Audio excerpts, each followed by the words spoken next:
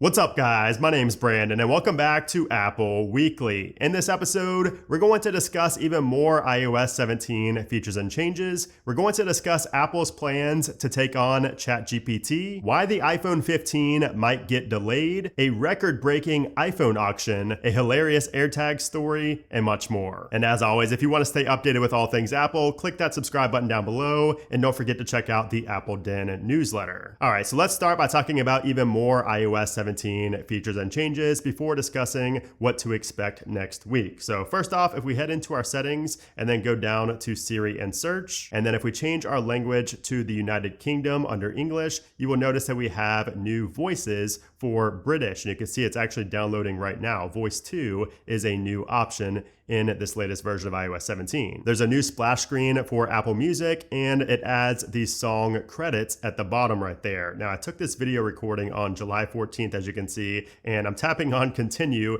and just nothing is happening. So I eventually had to swipe down to get out of that, but I found that to be a really strange bug that I had not seen before with a splash screen. Now, another change that I mentioned briefly is inside of the Messages application. So if you go to the emoji section and you search for an emoji, like if I search for shake, for example. I'm comparing this to iOS 16 over here, by the way. You will notice that we have the emoji button down in the bottom left-hand corner, whereas before on iOS 16, it was in the bottom right. And when you tap on that, it just takes you back to the emojis, and then you can go back to your keyboard. Now, earlier in beta 1, there was actually a done button down here in the bottom right that would take you right back to the regular keyboard. But for some reason, that's not there right now. Hopefully that does get added back to make it easier to get back to actually typing after searching for an emoji. If we head back into our settings and go to focus and then go into one of our focus modes and then go to options, you will notice we have silence notifications. And this is something else I mentioned in my what's new video, but it was very brief, and I think a lot of people overlook this feature. And this allows you to silence notifications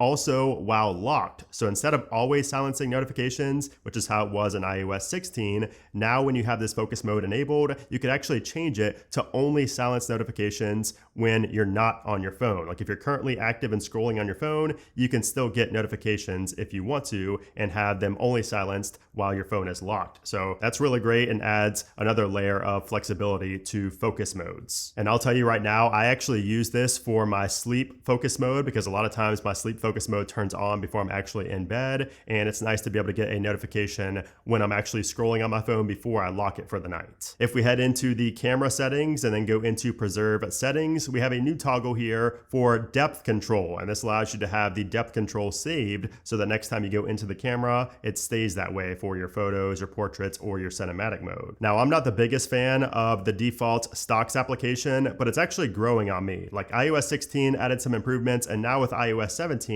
we have more improvements. So if you go into a stock ticker right here, you will see next to the price per share of that stock, it shows how much it's gone up or down based on the time period below. So you can see plus $5.97, that's on the month. On the 3 months, it's up $20.50. Now before in iOS 16, that would only show the previous 1 day. No matter if you selected, 6 months or year to date, it would always show the, percentage or the dollar amount that's changed next to the price as only being for the past 1 day. So this is a nice little small improvement to the stocks application. Now, something I've grown to love a lot after using iOS 17 for a while now is inside of the phone application. If you go to the recents tab, you will notice that when somebody calls you and they leave a voicemail, you no longer need to go to the voicemail tab. That voicemail is in line right here in the recents tab. And if you tap on voicemail, you'll be able to read, what that voicemail said and also listen to that voicemail without ever having to go into the voicemail tab. If we go into the shortcuts application and then go to the automations tab and then tap on the plus icon up in the top right hand corner, you no longer get the option to choose between a personal automation or a home automation. It just presents you with all the personal automations right away. And then down at the bottom, we do have the home automation right there to create that. So I think this just reduces some confusion that we had previously where you had to choose one first before you see any options. Also up top, you will notice that we have a search bar. Before, if you created a personal automation and swipe down, you did not have a search bar. So now you can search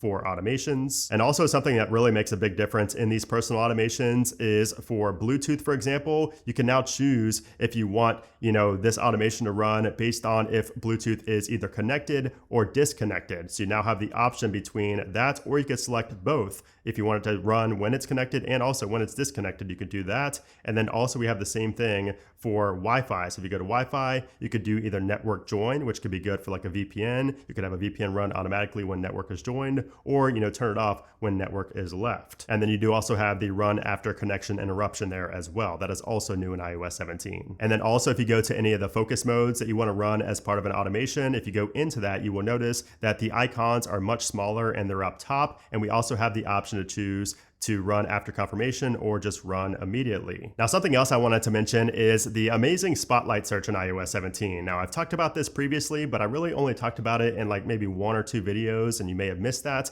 But you can do so much with Spotlight. Like for example, if I just search for settings, for example, you get all these settings right here under shortcuts. If you tap on show more, you get all these different things that you can do, from the Spotlight search that you would normally have to go into either your control center or your settings for. And if we search for notes, for example, I can create a new note from right there. I've done that several times. Same with reminders. If I go to reminders, if I just search for that, you will notice that we have some shortcuts right here, and it shows my reminders for hot dog buns, yogurt, carrot cake. It shows all of that right there, which is really nice to have. And even for music, so it shows some of my recently played playlists and albums. And if I tap on New Music Daily, for example, it will start playing, whatever was playing right there. You can see it's actually started playing right now. And it would also play the other songs or albums from where I left off. And also in Spotlight Search, you can now call somebody. So if I type in 281-330-8004, if I type that in, you can see up top, you could actually call, text, or FaceTime somebody straight from Spotlight Search. If you just tap on go in the keyboard down there, it will automatically, you can see to the right, it shows highlighted call. So it'll automatically call them. And something I mentioned last week, but I feel like I should mention again, is if you take a screenshot of a full web page and then go to full page and then tap on done,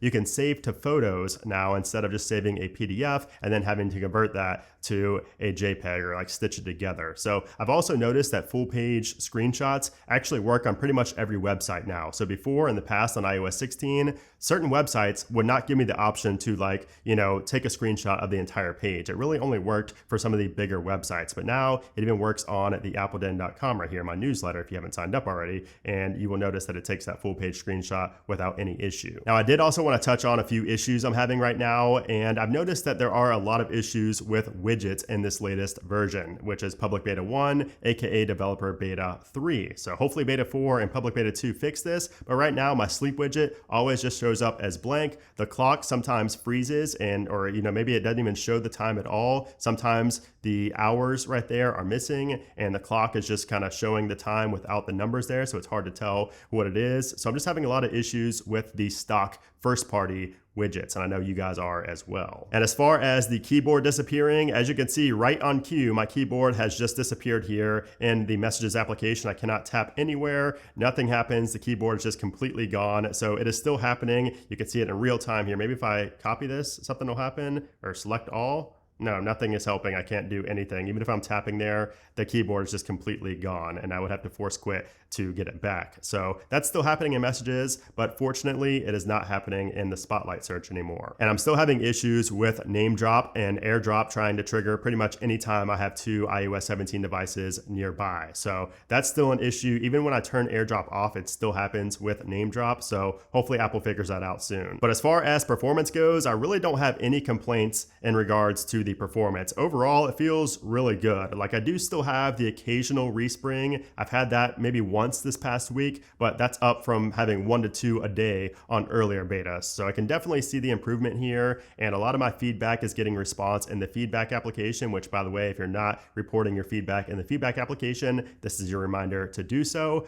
But overall performance, I really don't have a ton of issues. I think it's actually stable enough now to run on your daily device, because even when I have those resprings, it's just that. It's just the respring. It's not like a reboot where I, lose everything or I lose a phone call. Like I've had my phone respring a couple times while I'm on a FaceTime call, but the FaceTime call stays there. Like I'm still on the line. So I think it's good enough nowadays for, a daily device. But at this point, if you're still on the fence, you may as well wait for the next beta because it's probably coming next week. So you may as well jump on then, but we're getting very close. It's almost there. But the other drawback I will say is the battery life, because battery life is still not great. Now Now, I will say battery life is good. I've noticed a big improvement, especially on watchOS. So the first public beta for watchOS 10 has made a big difference on my Apple Watch Ultra. I'm actually able to get through a couple of days now where I was not able to on any previous watchOS 10 beta. So I've not seen as extreme of an improvement on iOS 17 public beta, aka beta 3,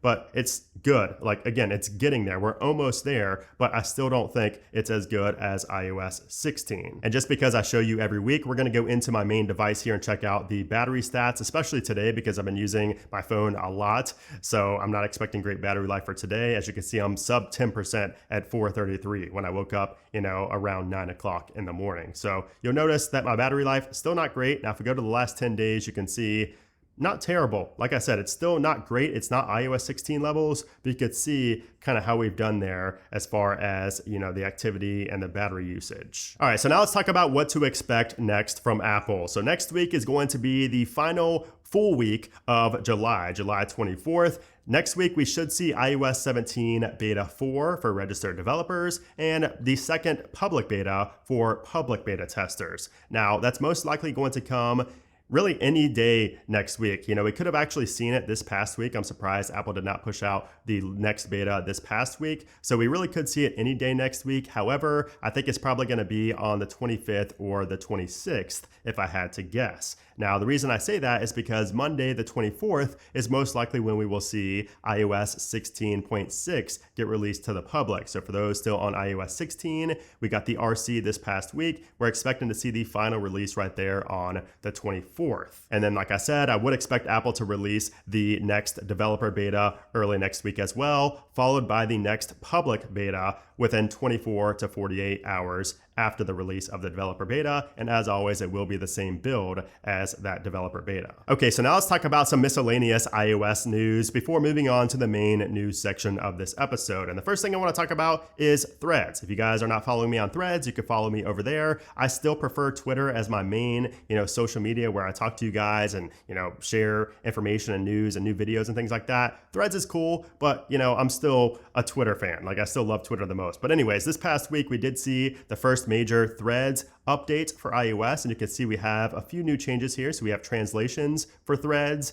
the follows tab on the activity feed. Now that's not the following tab for like your main section. That's still just jumbled with a lot of stuff that I don't really care about. That's the main reason I'm on Twitter and not on Threads. But anyways, you have subscribe to unfollowed users, and you can see all the other ones here as well. So big major update for the Threads app if you are active on that platform. If we head into the YouTube application and go to Get Premium, you will notice that we have a price increase on YouTube Premium. It's now $18.99 a month, $19 a month if you subscribe from your iOS device. And that is exactly why you should not be subscribing from your Apple device. It is cheaper if you just go on your desktop and subscribe through YouTube and not through, the iOS App Store. But even if you do subscribe straight on YouTube, that price has increased by $2 a month. It's now $14 a month, even if you subscribe from the desktop. And the family premium plans did not change. They're still the same price. So that is nice for you guys, although you did get a price hike earlier this year. And then also YouTube Music Premium is now $11 a month instead of $10 a month. So a few price hikes there for YouTube subscriptions. And then in related news, Netflix added almost 6 million new global subscribers in the second quarter of 2023. And that came from their earnings report. Of course, this is following the big, news that they were going to cut down on password sharing and having, multiple users using the same account. So that led to a big increase in the amount of subscribers. All right, so now let's move on to the latest Apple news. So you guys remember about a month ago when I talked about how Tim Cook and Apple are very against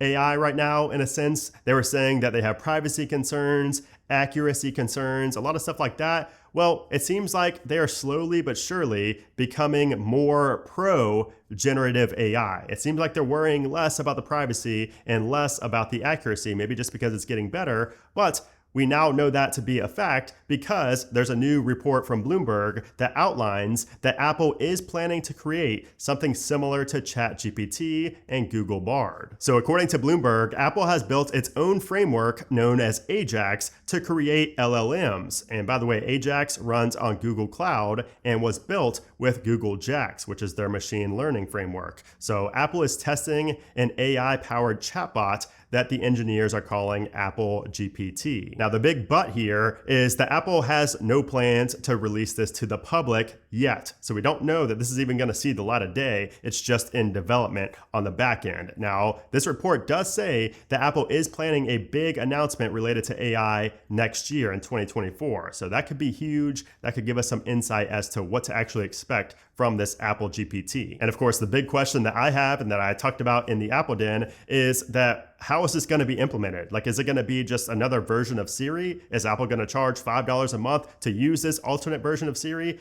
How's that going to work? I think that's the biggest question we have right now. So if you were planning on getting an iPhone 15 Pro or Pro Max on launch day this year, you might have an issue with that because reportedly there are going to be extreme shortages with the Pro models this year, especially the Pro Max. So this comes from a report from The Information, who claims that Apple is using a new manufacturing process for the Pro displays, and there were issues with the LG-made displays. Now, The Information is saying that Apple is not likely to delay the iPhone 15 launch, but instead, the Pro models are going to have severe shortages. Now, this is kind of the opposite of what we heard from a Bank of America analyst who actually got this right in a couple years ago with the iPhone 12. But he claims that the iPhone 15 is going to face a delay this year, but only to the tune of a few weeks. So he's saying that we could actually not get any iPhone 15s until October. So I think we're going to kind of land somewhere in the middle. This is just my opinion. There's no, I don't have any inside information, but we could see another staggered release this year like we've seen in the past, where we just get the iPhone 15s first, and then we get a staggered release where we get the Pro models a couple of weeks or a few weeks later. That's personally the way I prefer to have it, especially as a creator, so I can make, those videos without being overwhelmed at first. But we could actually see those iPhone 15s release first, or, if Apple decides to just release everything on day one, again, we're probably just going to have major shortages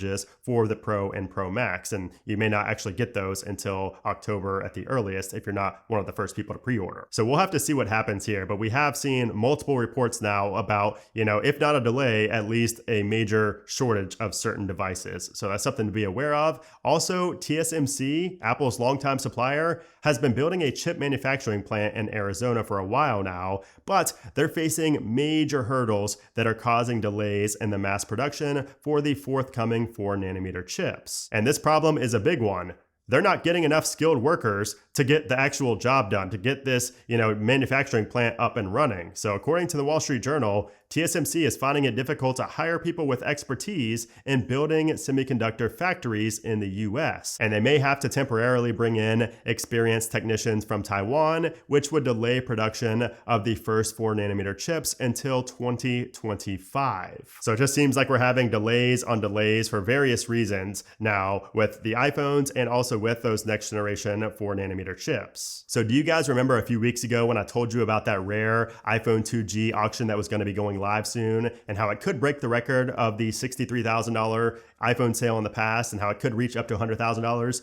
Yeah, well, that auction actually ended this past week, and it sold for much more than $100K.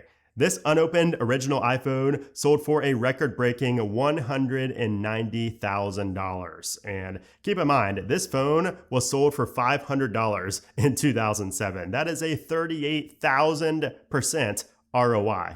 That's amazing. And if you're wondering why in the world it sold for so much, here's a little excerpt from the auction. The original 4GB model is considered a holy grail amongst iPhone collectors. Its extreme scarcity is directly related to its limited production. Debuting on June 29, 2007, alongside the 8GB model, the 4GB model was hampered by slow sales. Buyers chose to pay the $100 upcharge in exchange for double the storage space. The lagging sales resulted in Apple making the decision to discontinue the 4GB model on September 5th, 2007, just over 2 months after it was released. And then finally, another crazy, well, really more of a funny AirTag story. So a magician was on his way to Newark, New Jersey to take part in a local trade show. He had around $1,500 worth of equipment in his luggage, and thankfully he also had an AirTag inside because after he landed, he noticed his luggage was missing. When he pulled up the Find My application, he noticed the luggage was apparently in the same location he was at, but after waiting at baggage claim, it never showed up. And then after checking it again, he noticed the luggage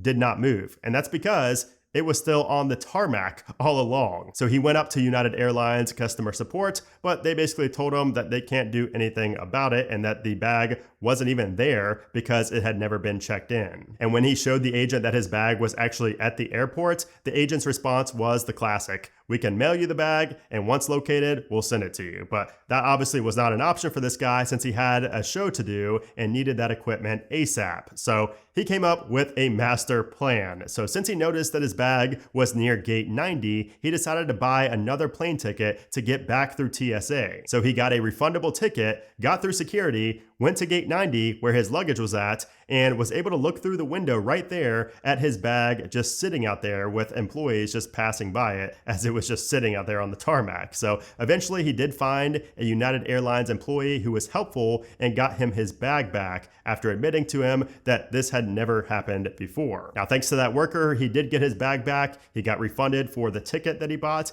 and he made it to his show on time. But the funniest part about this is that the next day he got an email from United informing him that they were still looking for his bag and that they'd send it to him as soon as they located it. That's funny stuff there. And just another reminder to always put AirTags in your bag. But anyways, guys, I hope you enjoyed this episode. If you did, I would appreciate if you gave it a thumbs up. Also, make sure to subscribe for more videos just like this one. But anyways, guys, thanks again for watching, and I'll see you soon.